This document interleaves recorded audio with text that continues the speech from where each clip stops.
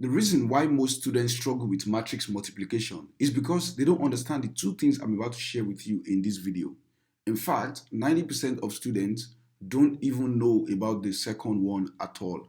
So if you stick with me in this video and watch till the end, matrix multiplication is going to be one of the easiest things you know how to do in mathematics. So let's get to it. The first one is that students struggle to identify rows and columns. And so if you ask them that they should identify a particular entry in a given row or a given column, they are going to struggle to get that. And this is very, very important in matrix multiplication, which I'm going to show you very soon. But quickly, let me teach you how to identify rows and columns in a matrix.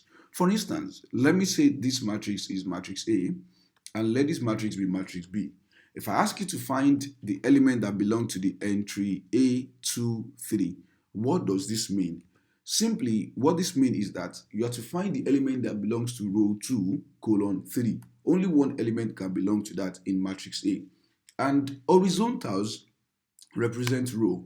So when you come to matrix A here, this is the first row, this is the second row, and this right here is the third row. Horizontals are for rows, and verticals are for columns. This right here is the first column, then followed by the second column, and you have the third column. So you can easily identify these guys now. Now, when you look at 3 here, 3 belongs to row 1, but it also belongs to column 1. That implies that this is the guy that belongs to A11.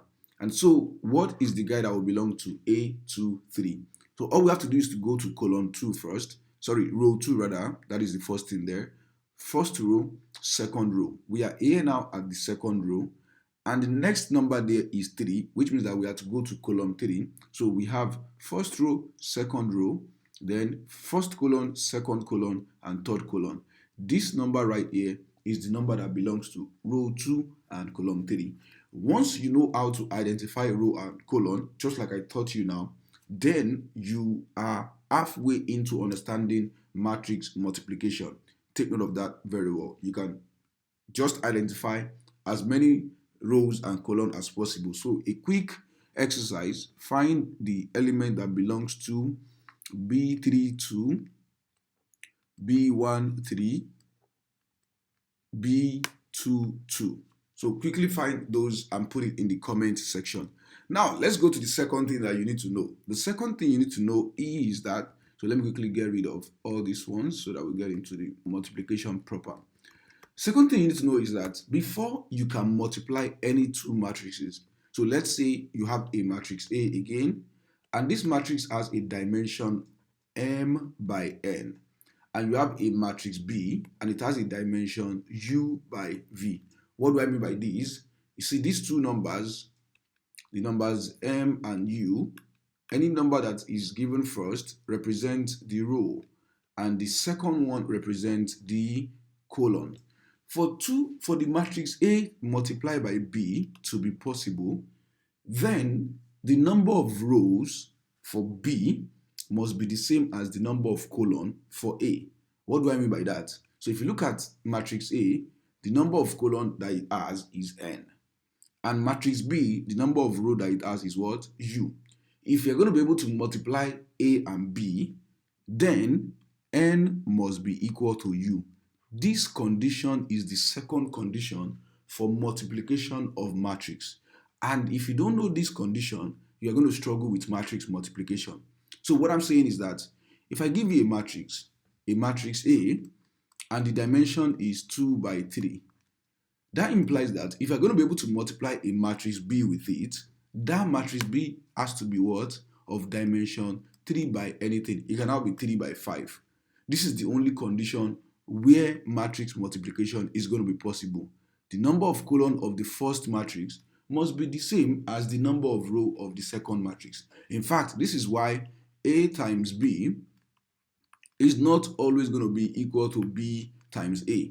Because if a matrix is a 3 by 2 matrix and you multiply it with a 2 by 4 matrix, the reverse is not going to be possible, because that implies that you are starting with 2 by 4 and you are multiplying it with what? 3 by 2.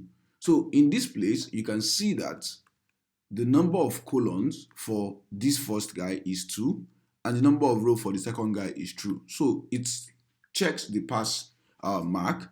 But in this place, the number of column here is 4 and the number of row here is 3. So this one will not be possible. And since we know these two things already, let me tell you the last thing that you need to know, a bonus tip for you to be able to multiply matrix properly.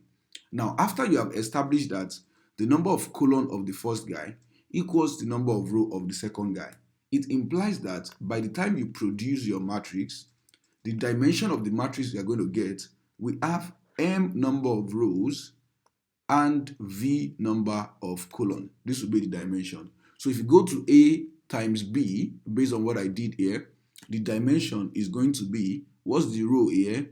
2 by, and what's the guy here? 5. So it's like you have sandwiched these numbers that they have in common. And so quickly, let's apply this in our matrix multiplication. How do we now apply this correctly? So the way to apply this correctly is that once you get the dimension of what you are going to, so I'm just going to copy my question. So let me just copy that and take it down here. Yeah. So now let's identify the matrix that we have here. The dimension of this matrix is a 3 by 3 matrix. That is, it has 3 rows and 3 columns. The same thing with this guy as well, 3 rows and 3 columns. We can definitely multiply this because we have 3 here and we have 3 here. So these two can be multiplied. And what does that imply? That implies that when I'm done with my matrix, what I'm going to produce as well is going to be a 3 by 3 matrix. A 3 by 3 matrix. So the first thing I'm going to do is that I'm going to create that model because I know that I'm getting a 3 by 3 matrix out of this. And so that 3 by 3 matrix, how do we analyze the way it goes? What I want you to know is that for every position here, for instance, this position is row 1, column 1. I taught you that earlier, how to identify entries of a matrix. This position is going to be row 1, column 2. This one is row, so let me quickly show you that. So this position, so let's say the matrix is A times B, and this gives us matrix, let's say K. This position is going to be K11. This one will be K12. This will be K13. So what I mean by this is that this is row 1, column 1, row 1, column 2, row 1, column 3, and it goes on and on like that. So quickly, let me use this guy to explain. What it means is that whenever you are doing your matrix multiplication, the rows will be coming from matrix A, while the columns will be coming from matrix B. So this one is row 1, column 1. That means that the element I'm going to be picking here in row 1, they will belong to the first matrix. So I'll pick row 1 from this place. Then column 1, I'll pick column 1 from this place. Let's say I get to a point like this. This point is actually going to be in the second row, and it's also going to be in the second column. So that's K22. It means that all the guys that are going to make up this place, they will be from row 2 in the first matrix, and they will be in column 2 in the second matrix. So with this now, you can actually pick a random point and get the entry that you have there without necessarily having to do it even from this row 1, column 1. For example, let me randomly pick this point now, and let me fill it. Let's fill it together. So if you pick this guy, if you pick this point, from what you know already, this is row 1, row 2, and row 3, because we know that our matrix is going to be a 3 by 3 matrix. So we are in row 3, but we are in column 1. That implies that we are picking the third row from the first matrix, and then we are picking the what? The first column from the second matrix, because this point is point K31. So due to that, let's quickly go into that. So what is row 3?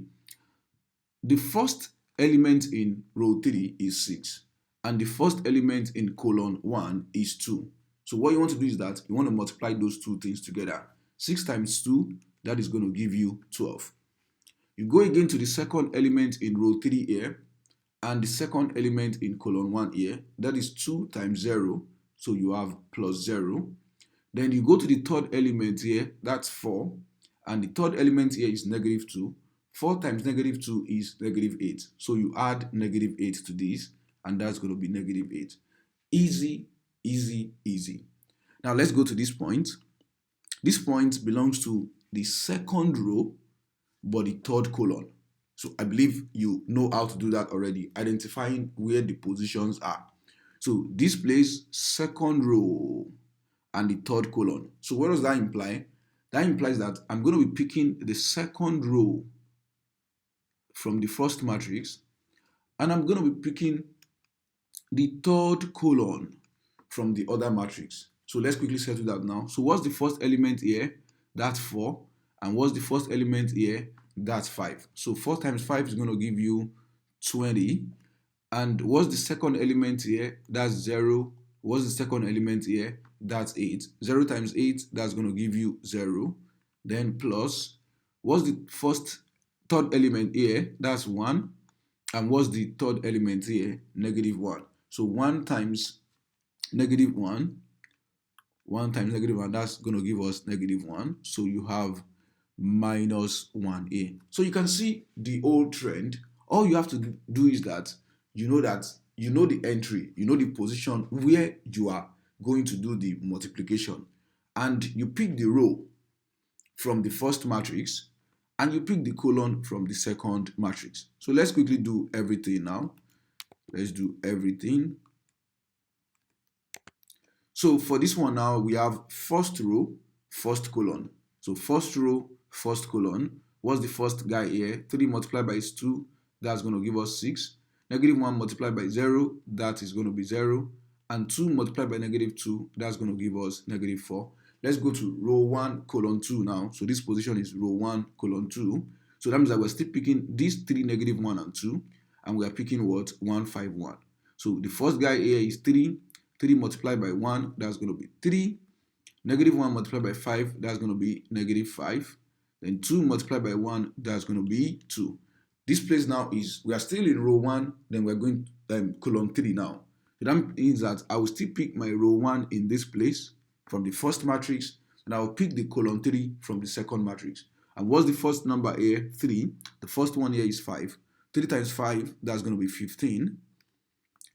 The second number here is negative 1. The next one is 8 here. Negative 1 times 8, that's going to be negative 8.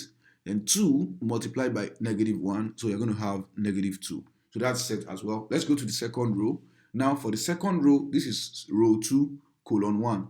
I'm going to be picking row 2 here, and I'm going to be picking column 1 from the second matrix. So that's 4 multiplied by 2, that's going to give us 8.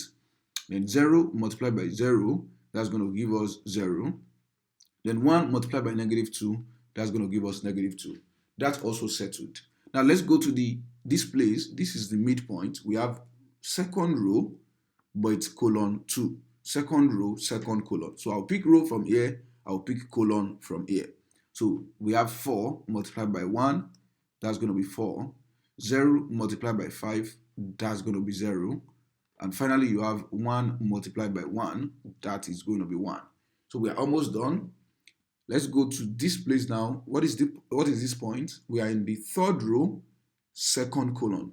Third row, second column. So I'll be picking the third row here and the second column here. That will be 6 multiplied by 1. That is going to be 6. 2 multiplied by 5. That is going to be 10. And 4 multiplied by 1. That is going to be 4. So we've gotten that one settled. And the last one is third row, third column. So in this place, we have 6 multiplied by 5. That is going to be 30. 2 multiplied by 8. That is going to be 16. And we have 4 multiplied by negative 1. That is going to be negative 4. So we have everything that we need now. And I'm just going to, do everything right down here. So we have this new matrix now. Our matrix multiplication of A multiplied by B is then going to be equal to. So 6 plus 0 minus 4, that is going to be 2. 3 minus 5 is negative 2. Negative 2 plus 2, that's going to give us 0. 15 minus 8, that would be 7. Then 7 minus 2, that will be 5. Let's go again. 8 plus 0 minus 2, that's going to give us 6. 4 plus 0 plus 1, that's going to give us 4. 20 plus 0 minus 1, that's going to give us 19. 12 plus 0 minus 8, that's going to give us 4. 6 plus 10 plus 4, that's going to give us 20. And 30 plus 16 minus 4. 30 plus 16 is 46. So 46 minus 4 is going to be 42. And that's exactly how you multiply matrices. I'm going to be doing 1 or 2 more examples in my next video, so which is why you should subscribe, like, and comment. So if you also have any topic that you would like me to treat and explain how it goes, you can place it, you can put it in the comment section. I will be reading all comments and I'll be giving you a response. Don't forget to click that subscribe link. I'll see you in the next one.